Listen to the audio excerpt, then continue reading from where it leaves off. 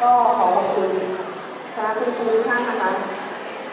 ในการพาโรงแม่บ้านและผู้มีคุณทุกคนที่คอยดูแลเอาใจใส่พวกเราตลอดขอขอบคุณน้องๆทุกเพื่อนทุกคนที่เวลามีงานที่ต้องทำคอยช่วยเหลือกัน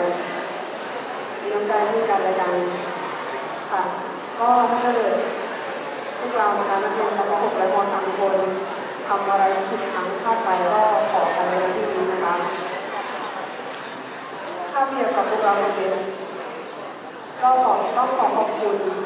คุณครูเป็นดังผู้เจรนายเป็นที่